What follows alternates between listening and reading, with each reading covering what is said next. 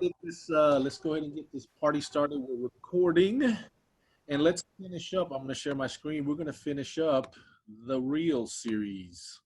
Okay. And as you remember, we've been going through real, which means reject passivity, expect a greater reward from God. And today we're going to go into accept responsibility and lead courageously.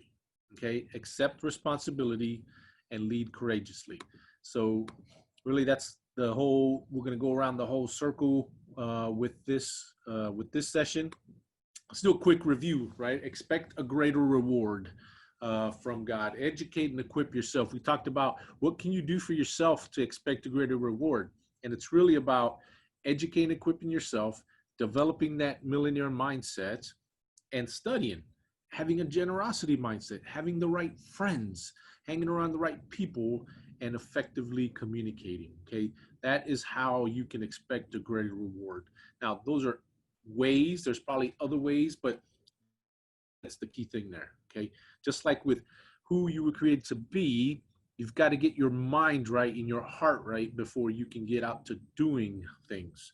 All right, so today we're going to go to accept responsibility. Okay, accept responsibility. And what does that really mean? Right? What does that really mean? What are your thoughts on the importance of trust in an organization, Rebecca?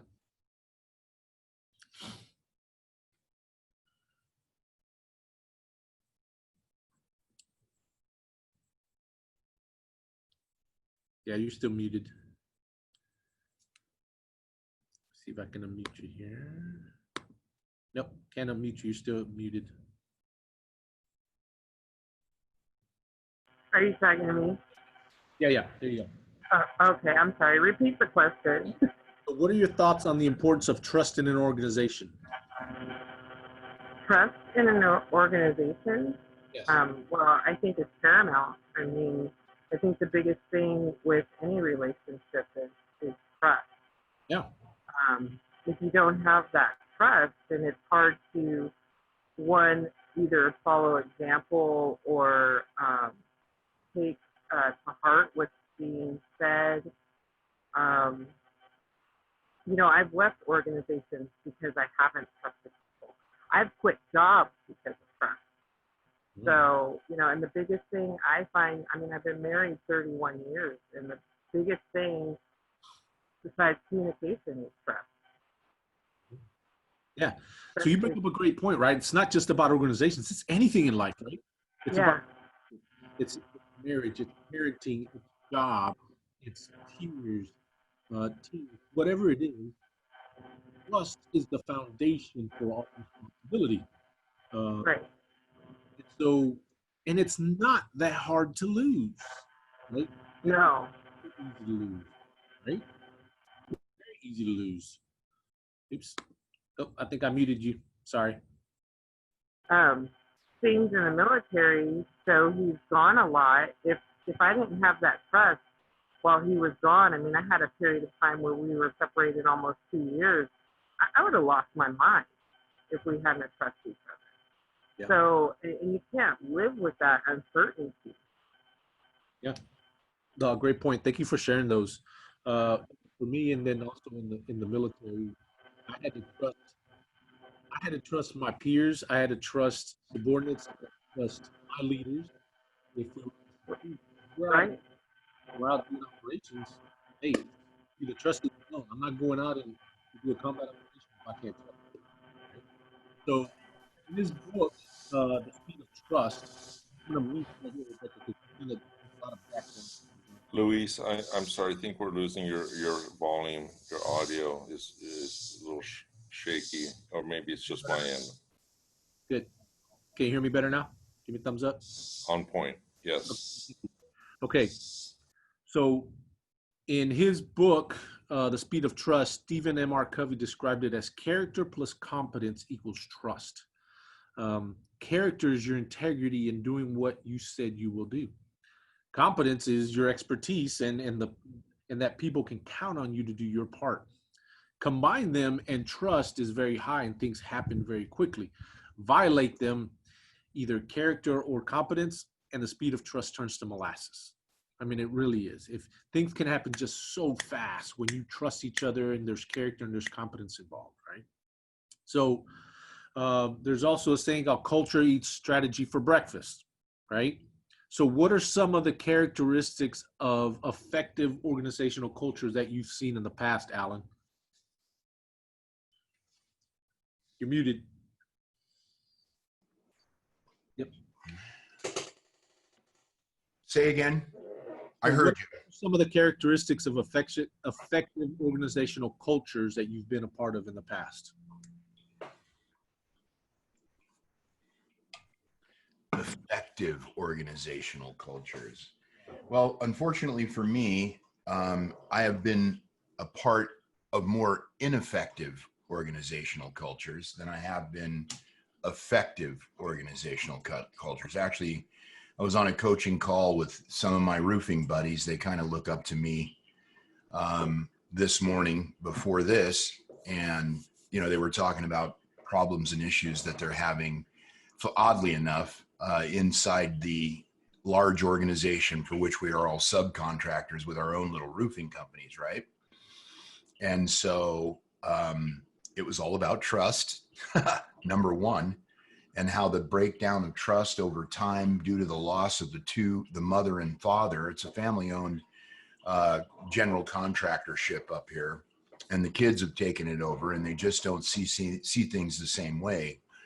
So, if you don't have, in my mind, building a culture is, and I like to split it up, cult, okay. But there is some reality to that, you know what I mean? Unfortunately, the word cult has so many negative connotations. So, but the reality of it is, like, for example, the group that we have here, whether we're 7 strong, 2 strong, 70 strong, and 700 strong, that we will be one day, because it's just too good to be kept under wraps. The culture that we're building here is one of caring, one of trust, one that we can count on when everything else is not necessarily responding to you the way that you would like it to be. In other words, I believe that culture is one of the key, along with trust, is one of the key foundational building blocks to any success path, no matter what that is. Actually, you have to have a culture. I was watching for the 1500th time. I can't even, it's the Ray Kroc story. I can't think of what it's called. And it's just interesting to see how he sort of cobbled things together. And I know he was a bit of a wild wire, but still, they built that culture. So to me, the culture is just, again, one of the foundational building blocks, a pillar, if you will, if you are a person that likes to read Napoleon Hill. It is a pillar that must exist in order for, anything good to come out of it. It has to exist. No, I appreciate it. Thank you for sharing that. Yeah. Hey, Skip, can you share what we were talking about yesterday? I think, when we were having breakfast here, we talked about what you focus on becomes your vision. Is there a way to tie that to the culture as well? Yeah, I believe so. It's all integral, isn't it? As we say about the individual is comprised of parts which are indivisible, right? So an organization is comprised of individuals, but an organization also has parts that is indivisible from one another. It's codependent. And I was sharing with our leadership and trying to do a little strategy session of what mission is. And this is true for corporate or personal. Mission, what is your mission statement in life, right? What do you navigate by? What mantra? And your mission statement, oftentimes people have a mission statement, but the real mission statement is not what's on your wall or on your little window mirror or your little sticky note. Your mission statement is what you measure in life. What you measure is your mission statement. As an example, if you say, let's just take an organization. Let's say a company says, our mission statement is our customer is number one. But then the leadership is saying, what's the quarterly bottom line? What's your revenue? How many are you going to close this quarter? What's your bottom line? Well, when the organization sees that the leadership is measuring quarterly earnings, then they may be able to fudge the relationship with the client in order to meet what is being measured. So the reality, the true litmus test as to what your mission statement is what you measure. So I think that's a general statement. No, I appreciate it because I think that builds the culture, right? And we're sharing a little bit, I've been part of organizations that have this vision or say they want to build this culture, but the words do not match the actions that they're measuring. And absolutely, what they keep measuring is what comes up all the time. And sometimes it's compelling and sometimes it's not. Sometimes it's mildly entertaining, Yeah, what you measure is your mission statement, and that's a tough mirror to look at because that is really where the rubber meets the road. That's the reality of it. So you can't fudge your way out of it. No, thanks for sharing that, man. And so here's something I wrote a blog on this one. It's let's assessing team culture. Is your organization, your team, a cruise ship or a battleship? Right? Are you a cruise ship or a battleship? In other words, is there a party without a cause going on? No accountability, no results, just living day by day? Or does everyone know their roles, responsibilities, and authorities? And when time comes, that can all of them go to their battle stations and attack quote unquote enemy at hand and win together? Okay. So are you creating a cruise ship mentality or a battleship mentality? All right. When it comes to the culture. And when I say battleship, it doesn't mean it has to be contentious or always fighting back and forth. It's no, everybody's focused on the same area. There's a keen focus and they're watching out, and we're watching out for atmospherics in the market or around us, things that might hurt us or disable us, and we're attacking those together as a team.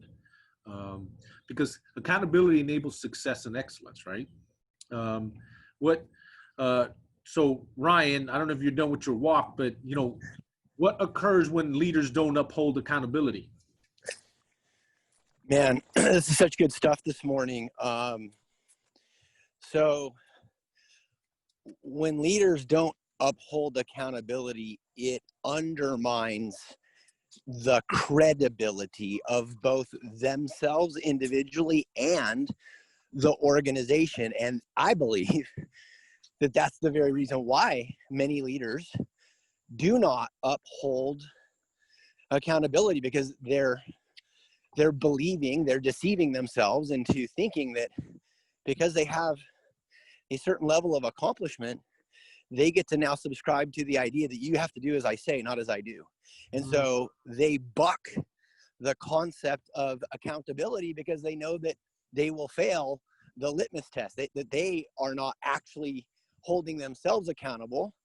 And then the accountability mindset or culture in the organization is not upheld because, most people have a fraud meter, right? And so most people will only go so far in their fraudulent actions, meaning maybe they'll talk about the things you should do and not do it themselves, but they won't take that next step and talk about accountability because now they know they're busted. Yeah, no, that's great, man. And that's so powerful, right? And because it's hard, right? Holding people accountable or holding the standards that you've established is not easy. But if it was easy, then anybody could do it, right? So what standards have you established for yourself, and how are you upholding those standards for yourself? How are you doing within your team, the organization? What feedback system do you have in place for accountability? Okay, feedback is key because we can cast this vision and mission, and we can be measuring the right things, right? But if we don't have feedback mechanism to be open to the feedback and say, hey, we're out of bounds, we're not on track, we're behind, and this is why, then it doesn't do you any good, okay? Because you can cast a vision, you can measure the right things. You're like, yeah, we're winning, but you're not accepting any feedback because you're scared of the feedback, because you might be scared of what you're going to hear. And you might be scared because now I got to do something about it. Yeah. And so when I was in the Army and leading organizations out, when the vision was cast, the mission was set, and we're measuring the right things, I would do what's called battlefield circulation. And I would go and find me a private, right? Because privates like to talk, right? And I made sure that I was talking to the privates without their sergeants around. I was like, come here, man. Tell me what's really going on. Tell me what you see. Tell me what you understand. And then I'd go to another sergeant, like Oliver Arado, man. That dude will tell me straight all the time. It's like, come here, Sergeant Wright. What's going on? What can we do better? Are we doing the right things, right? Are we doing? What can we do better? And I'd get that feedback. And sometimes my staff would be giving me feedback that was filtered. And I told them I didn't want filtered feedback. I wanted it straight up. And so I did the battlefield circulation to see if my staff was telling me all that I needed to hear, and let me make my own decisions based on what I was hearing. And that's not easy sometimes, because sometimes I had to hear that the vision and mission that I cast was just junk and we needed to change, right? So do all leaders, do all team members within your team, do you sit down with folks and try to get that feedback? Do you try to codify the expectations that you have of them, right? If I'm gonna pour it to someone, I tell them straight up, say, look, this is not gonna be easy. I'm gonna push you harder than I ever have before, and I'm gonna hold you accountable. Now, if you're not okay with that, it's okay. I'll still love you, but I'm not gonna invest time on you, right? Like John Maxwell says, like, everyone will get and deserves my love, but you gotta earn my time, right? Because that's precious. So how can you do this in network marketing or startup, right? We got to encourage, edify, and educate for accountability. How do you as a leader help your team understand their part of the vision, mission, and goals? Do they understand who they're supposed to be and what you require them to do? And how do you bond those together, right? Does everyone know their battle stations, or are they just hanging out at the proverbial pool, just hanging out, right? Because accepting responsibility is not easy, but it has to start with you. You have to have it right in your world, in your life, because you can't give what you don't have. And then you can hold others accountable based on the standards you've established. All right, any questions or thoughts or feedback on accepting responsibility before we go on to leading courageously? Luis, accepting responsibility, as I've been a student of this for myself first, is the desire that you have set for yourself that you're going to somehow achieve a better version of yourself, or in other words, your best potential. And when you accept that challenge, if you will, when you see that as meaningful, when you see that really you have nothing better else to do in life than to be your best for yourself, your family, your community, your spouse. Once that is accepted, that I will always improve, then that accountability is, I think, a little bit of a easier pill to swallow, but it's still a pill.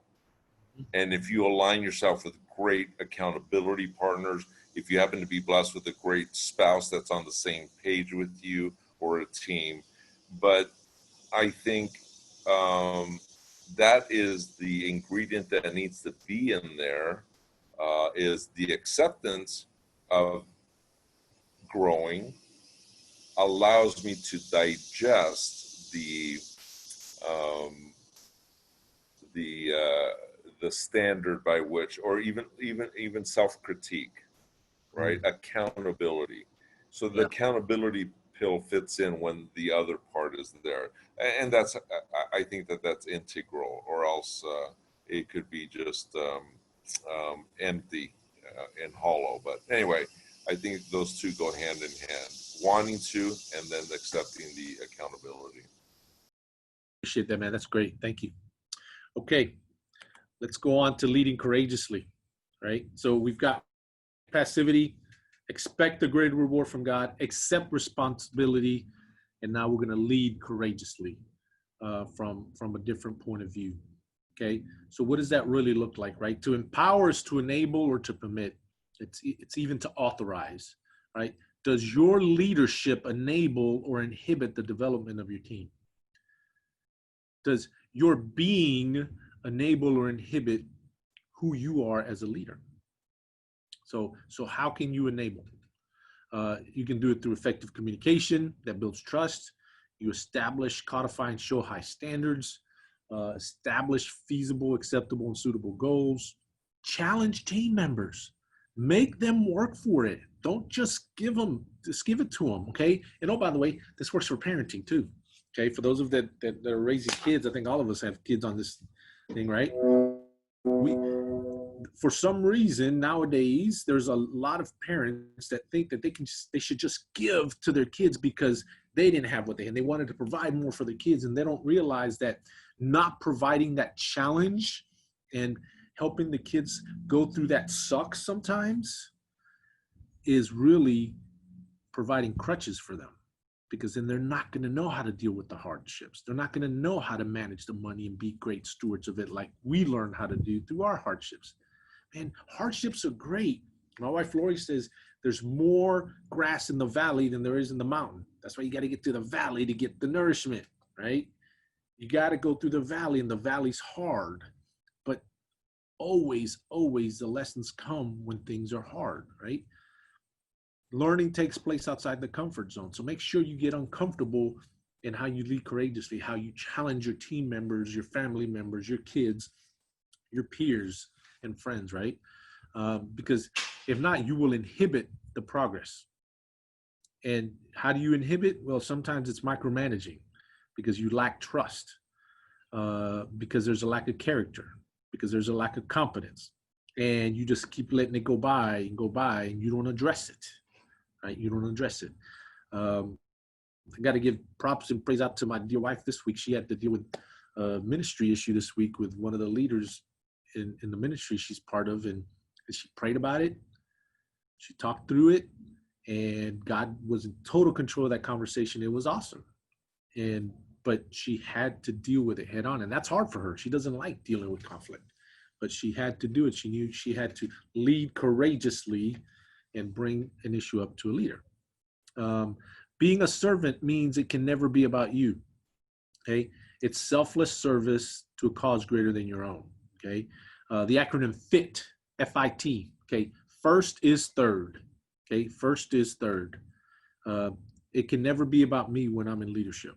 The second that I became a leader, it could never, ever be about me anymore. In the Army, it's country, mission, then the men. In the Marines, it's God, country, corps. Okay, there's an order of things on how we serve, because servant leadership must always start with continuously checking the condition of your heart. Okay, let me say that again. Servant leadership must always start with continuously checking the condition of your heart. Okay, it all goes back to the condition of the heart. Ken Blanchard wrote a great book on servant leadership, and the premise is that servant leader understands the use of their heart, head, hands, and habits. 4 H's. The heart always starts in the heart, head, hands, and habits. Okay. So what are some thoughts on leading courageously? Anyone have some thoughts on how you've had to lead courageously, or sometimes where you have failed and you've had to learn from it? Anyone who wants to share a thought on that?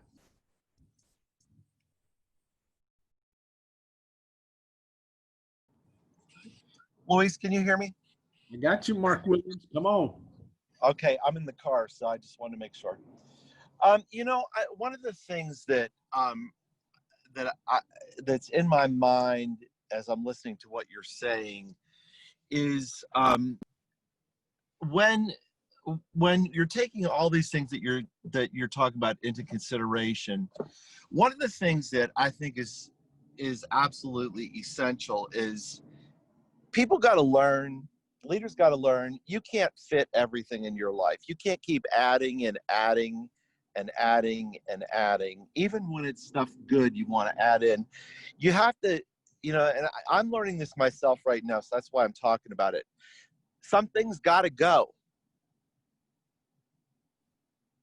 You know, some things that were important before or took up your time before or whatever, some of those things got to go.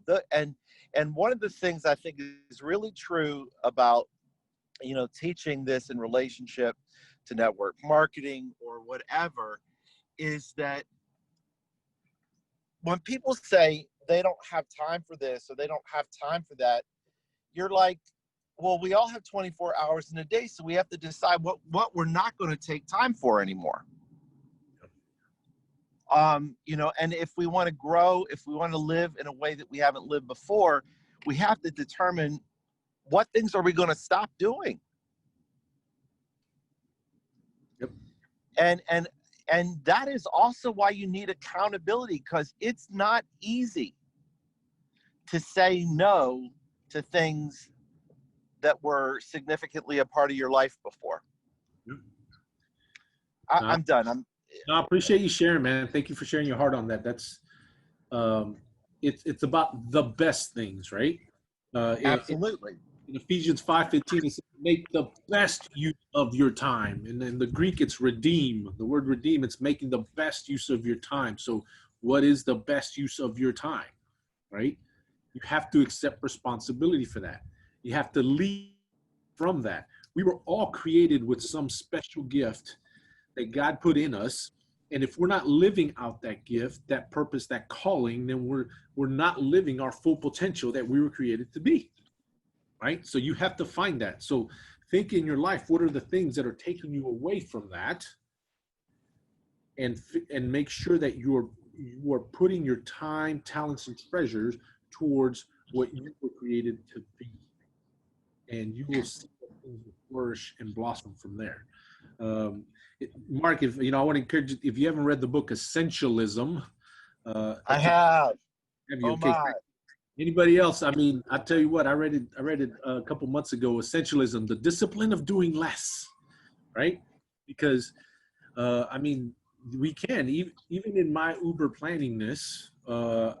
There's sometimes I want to just keep taking stuff on. Okay, yeah, that's good. Oh yeah, I'll take that. Oh yeah, I'll just do this, and I'm just doing, and I'm not being who God created me to be. And the first and foremost thing he wants from me is an intimate relationship with him. And when I get that intimate relationship with him, he'll take care of everything else. And oh, by the way, that being in that intimate relationship is the one thing that will be attacked the most day after day after day. If you don't keep that in check. So thanks for sharing that, Mark. Okay. Let's okay, so we've gone through pretty much the real aspect. Now what I really want to talk about is, hey, so how does all this apply to 21st century leadership, right? How can we apply it to either our own lives, private sector, network marketing, whatever you're part of? How can you apply that? And I want to run you through some things to consider when you are looking to lead in the 21st century, okay? First and foremost, there is an unprecedented leadership challenge right now. For the first time in history, there are 5 generations in the workforce. There are 5 generations. It goes from the traditionalists, which are really retiring, and if they haven't retired, they're kind of dying off pretty quickly, because that's the World War II generation, right? But the 4 generations that are absolutely active in the workforce are baby boomers, Gen X, millennials, and Gen Z. Okay, Gen Y is the millennials. Okay, and so here's the challenge. There are 78 million baby boomers right now, and this is the U.S. These are U.S. stats. Okay, 78 million baby boomers, and they're retiring at a staggering rate of 10,000 a day. And let me rephrase that. Not necessarily retiring. They're reaching the age of 65 at 10,000 a day. Some may retire 65, but some are waiting. They're not retiring at 65. Gen X, my generation, my peers, right? There's only 60 million of us. So for the first time in history also, that has never happened.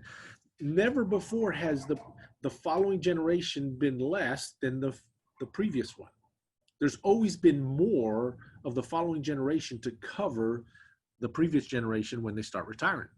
And so what does that present? Well, okay, millennials, there's 84 million of y'all, okay?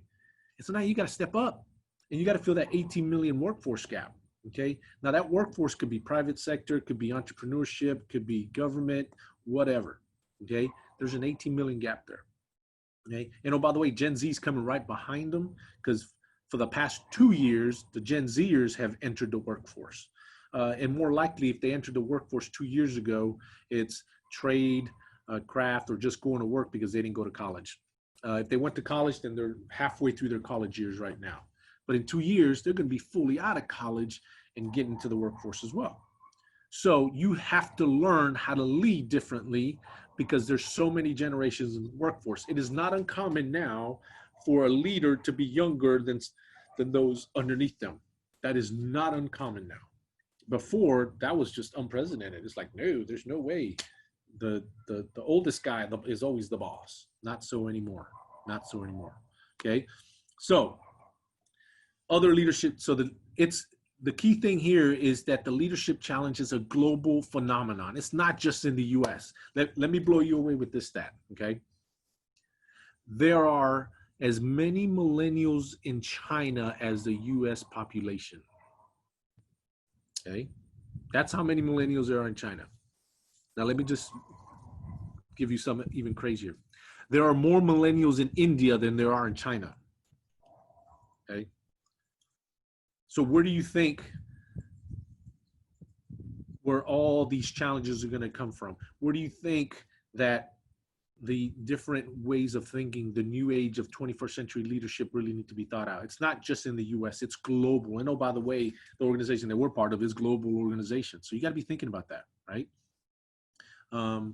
Because if not, it's going to catch you and it's going to run you over. Okay. It's going to run you over. So the second challenge is that most people don't see themselves as leaders. Okay. No one wants to deal with people issues nowadays for some reason. They don't want to hold people accountable. They don't want to accept that responsibility, whether it's government, private sector, network marketing, whatever. Right. I've said for years, if you want to get chaos under control, then apply engaged leadership. If you don't have engaged leadership, the chaos is going to continue. You show me a place where there's chaos and things are going crazy. I'll show you a place where leadership isn't being applied, where there's passivity going on because leaders aren't rejecting passivity and accepting responsibility, right? And so the next challenge is that many high-performing, whether it's employees or leaders, are thrown into leadership positions without development or preparation, right? They think that just because they do one thing well by themselves, they can now lead teams. Well, think of our organization as you're building your organization. Are you just throwing people out there thinking that they know how to do a presentation, knowing that they know how to do calls or develop a list or do a three-way call or whatever it is, right? Do you know the strengths and challenges of your team members so that you can develop them and help them succeed? Right? And I'm just going to be uber forward here. And Ryan, Skip, and I, we've talked to, actually, Al has too. It's like in network marketing, for some reason, leadership seems to be equated to volume of sales. And that's not leadership. Okay. That doesn't mean that if they have high volume, they're not leaders. It's not a good measure. Just because you have high volume doesn't mean you can lead. Okay. Leadership is influence, nothing more, nothing less. It's influence. Do you have influence? Can you lead people? Can you pass it on? And so let's make sure we're assessing who we have on our teams, because we could have multi-generational folks in our team. In fact, I know we do. So if you have baby boomers on your team, how do they take things? How do they deal with things? How to deal with conflict? How do they deal with technology or not? If you've got Xers, millennials, Gen Zers, how do you lead them? Okay, that's the challenge. How do you lead them, and how are you a real leader? Okay, so that's what we're going to finish up with here is, right, how can you be a real leader? Okay, here's the solution. If you want to be a real leader that rejects passivity, expect a greater reward from God, accept responsibility, and lead courageously, then seek understanding of the different generations, their differences, their similarities, their personalities, okay, how they deal with conflict. Recruit your current talent. If you have current talent, enable them, develop them, right? Look for the eagles, not the ducks, right?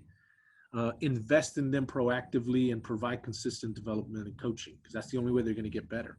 If you are one of those team members or an emerging leader, then seek to understand the different, seek to understand who your leaders are. What is their generation? How do they think? What are their experiences? Right? Because experiences really shape who we are at times. And then also seek consistent development and coaching. Okay. And Tim Ferriss quote down there is pretty on point with the busy pieces. Focus on being productive instead of busy. Okay, productive, not busy. Focused, have focused solutions for things, right? And then so let's get real. Okay, let's just wrap it up here for the series.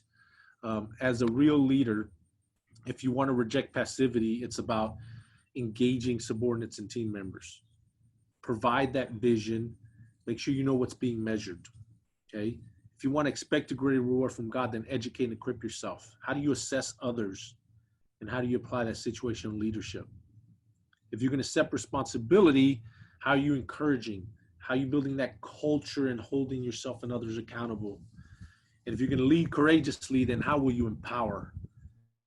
How will you make it first is third? And those, the condition of your heart towards others. Are you building a cruise ship or a battleship? Okay. And do people know their roles and responsibilities? And if you're a real teammate, or you're just a real emerging leader that really wants to lead, then how are you engaging leaders? To reject passivity, what is your vision, values, and SWOT analysis? Okay. How are you educating yourself and have that millionaire mindset to expect a greater reward from God? And then if you're going to accept responsibility, how are you building trust with your character and competence to enable a healthy culture? How are you leading courageously to empower yourself first, have a servant's heart, and then asking, how can I help? How can I build? How can I enable? Okay. And then the challenge, what are you expecting responsibility for in your own success? How are you leading yourself first?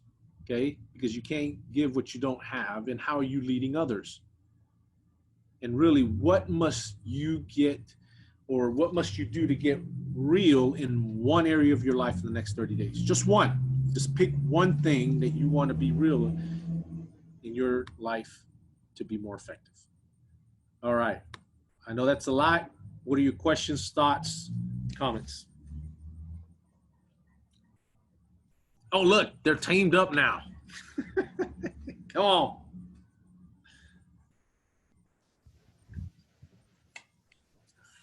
What you got? Please, thank you for that, man.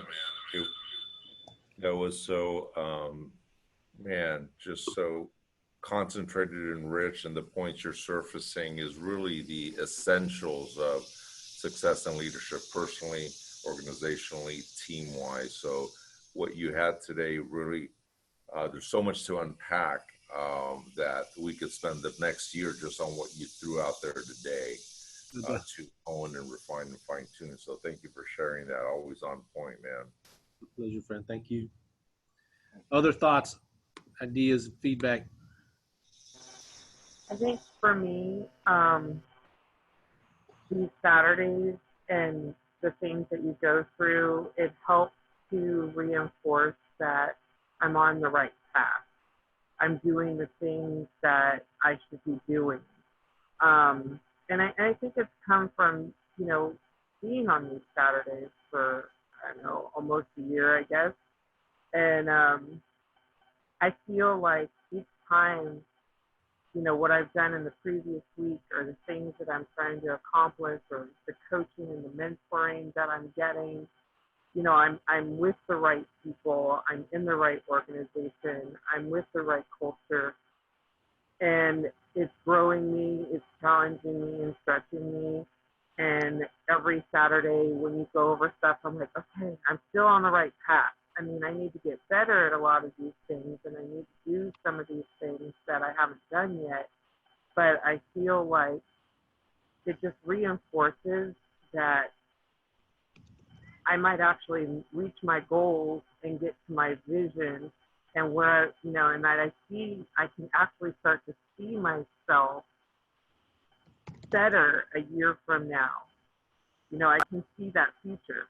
And I think sometimes the hardest part is not being able to see yourself in that future. So I'm starting to see that. I'm starting to visualize it. And I feel like these things help me. There's so many things I need to improve on, and I could be probably another decade just trying to be real. So that's what I'm getting out of this. There's so much value, and I appreciate that. Well, my pleasure, Rebecca. Thank you for sharing that. And look, just to encourage you, just keep at it, right? Remember, the compounding effect takes time, right? You started, you're on your journey. You're way farther now up the mountain than you were a year ago or 2 years ago, right? So don't stop. You keep moving because it takes time. The compounding effect stops if you stop. So don't stop. Just keep at it. Keep at it. Don't focus so much on the results. Focus on the process, right? Who you're supposed to be, and then what you're supposed to do. It's the process, right? It's not the results. The results will come. You focus on that process of who you're supposed to be and who you're supposed to be, and then Yeah, and that's, I'm trying to enjoy the journey. It's hard sometimes to not be like, God, I wish it was a year from now. I mean, it's the same thing.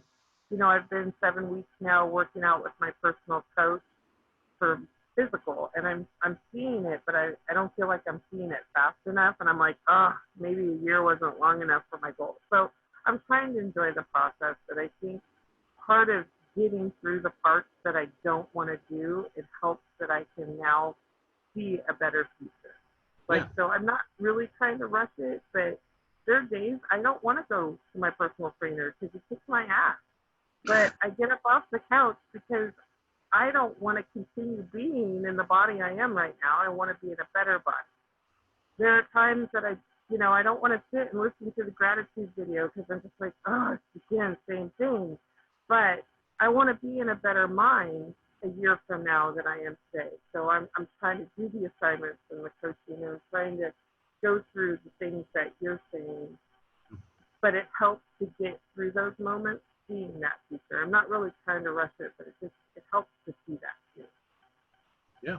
And that's, doing it together, doing it with someone is key, right? You can't do it by yourself. We weren't created to do things in isolation. We were created to be in community. So stay with someone who also encourages you, not just your coach that's kicking your butt and all that stuff. But, I can personally relate to that.